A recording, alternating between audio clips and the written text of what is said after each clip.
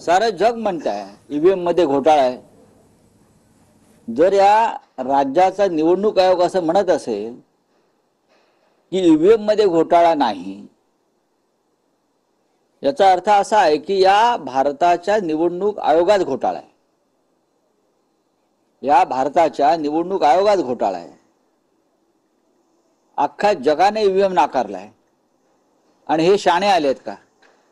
हे उद्या रिटायर होतील हो।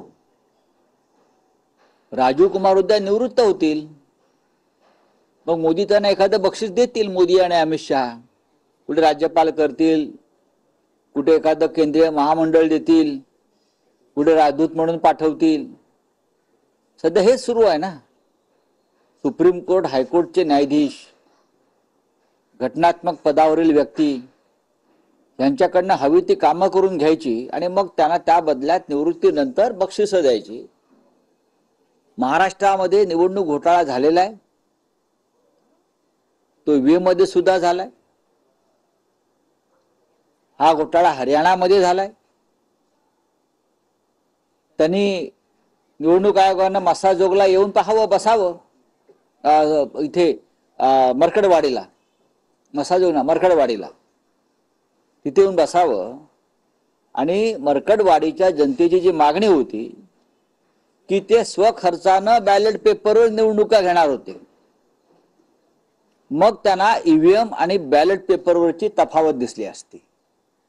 राजीव कुमारना तेच गाव, तेच मतदान करणार बॅलेट पेपरवर, आणि मग त्यांना दिसलं असतं की तफावत काय आहे। या देशातली निवडणूक यंत्रणा ही भारतीय जनता पक्षानं हायजॅक केली, लोकशाही हायजॅक केली आहे। आणि त्याच्यामध्ये हे सगळे जे लोक आहेत ज्यांनी लोकशाहीचे रक्षण करायचे आहेत ते चाचेगिरी करतात। ते चाचे असतात ना, समुद्र चाचे, विमानं पळवतात, बोटी पळवतात। तर दिल्ली निवडणुकीमध्ये सुद्धा मतदार यादीमधला घोटाळा जो महाराष्ट्रात झाला तो दिल्लीमध्ये होतोय, जो हरियाणामध्ये झाला। आपले निवडणूक आयोग त्याच्यावर काहीच बोलत नाही। नावं वगळायची, हजारोच्या संख्येनं नवीन नावं घुसवायची, त्यांच्याकडनं मतदान करून घ्यायचं। हे गेल्या काही काळामध्ये वारंवार सुरू आहे। लोकसभा असेल, विधानसभा असेल, उद्या महानगरपालिका मुंबईमध्ये आहेत। निवडणूक आयोगाचं लक्ष आहे का? निवडणूक आयोग हे सत्ताधाऱ्यांच्या ताटाखालचं मांजर आहे।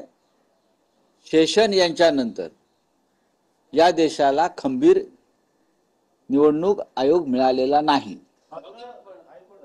बैठक बोलावली आहे सर्वपक्षीय वन नेशन वन इलेक्शन संदर्भात, इंडिया अलायन्सचे प्रतिनिधी या बैठकीला उपस्थित राहणार आहेत का?